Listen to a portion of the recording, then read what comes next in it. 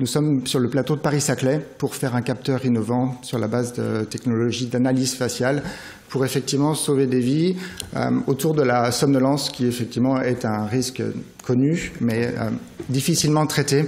Aujourd'hui, la somnolence, vous avez peut-être des petites tasses à café qui apparaissent sur vos véhicules qui vous détectent par 2 heures de route, un peu d'angle au volant, quelques appuis pédales que vous commencez à être fatigué au volant. C'est assez pauvre, mais c'est difficile à proposer plus. Et ça reste un risque très présent, notamment dans le marché des entreprises, le marché des flottes de véhicules, les transporteurs de camions, les transporteurs d'autocars, et puis tous les commerciaux qui sont sur la route en même temps que les techniciens. Je réponds aussi à une deuxième problématique qu'on retrouve de plus en plus, c'est l'utilisation du smartphone au volant, là qui est les plus récentes, mais sur lequel on se retrouve aussi à prendre de temps en temps notre petit téléphone et envoyer des textos.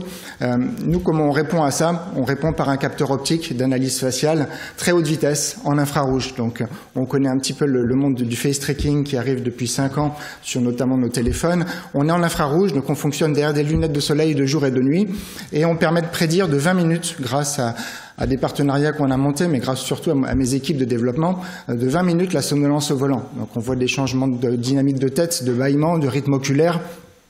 Et on est complètement indolore. On a un petit capteur hardware qui est embarqué sur le tableau de bord et qui est en cours de miniaturisation.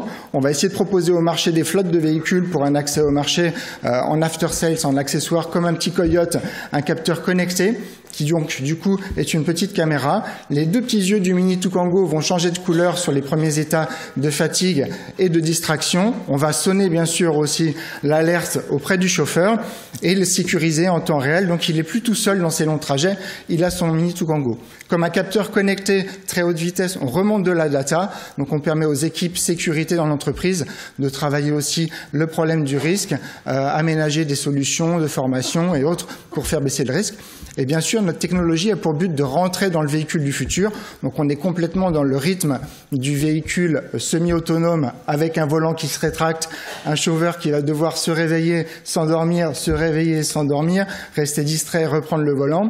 Donc c'est un capteur hyper présent qu'on appelle Driver Monitoring System. Peut-être information sur notre vente déjà.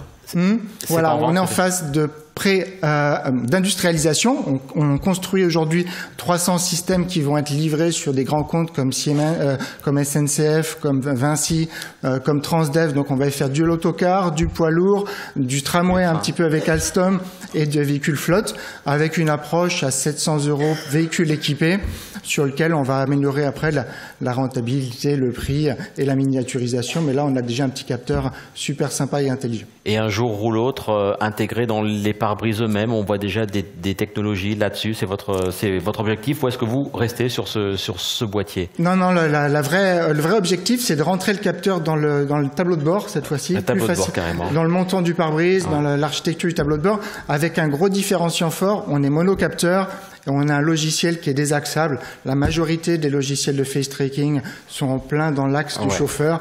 Difficulté de l'intégration by design. Donc on a cette solution de pouvoir proposer des briques de logiciels dans ce mode-là. Merci Stéphane Arnoux donc pour Tucango. Merci beaucoup.